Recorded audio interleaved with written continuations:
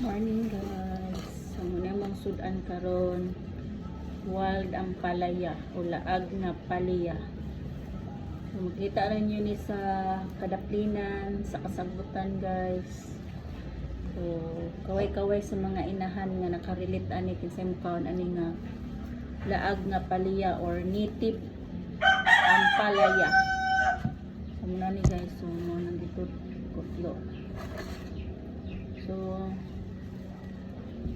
narani sa inyong palibot sa kasabutan, kita ra ninyo inyo haran nang gi labay-labayan dako kay ning benepisyo sa atong lawas.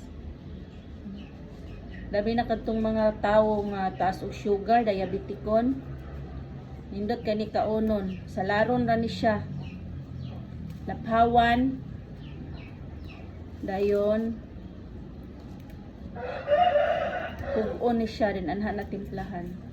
So paaway ani guys mga inahan, kuanra lamas, luya, suka, asin, litsin, bumbay, kung napoy sibuyas dahunan or butangan po kamatis, depende rin na ninyo kung unsa inyo ilamas. So amo diri sa bukid, amo humaglaphaw, amo ning kumutan or pug-on, among ilamas ani luy-ara og tangan og asin, litsin gamay, then suka, then bumbay, ora mo ang isagon. So lami na kay kaon na to ani. Mo ni dako kang benepisyo sa atong lawas, taas og sugar o diabetikon nga tawo. Wala man ni siya mga chemicals, kay laag man ni siya or native laaw, manurok rin ni siya sa atong palibot sa kasagbutan. So dito na mo ni sa kasagbutan gikuha.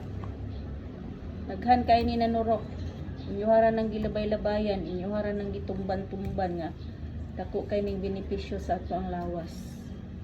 Ang uban di mo kaon kay pait, dili man siya ingon nga pait kung imuha siyang lakawan dayon pug-on, dili siya ingon nga pait.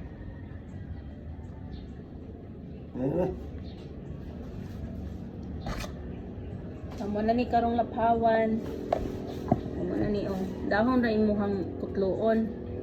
Ang uban ani naman pud siya bunga, pwede pud siya ang bunga ani apil. Ay bunga, apil na mong bunga.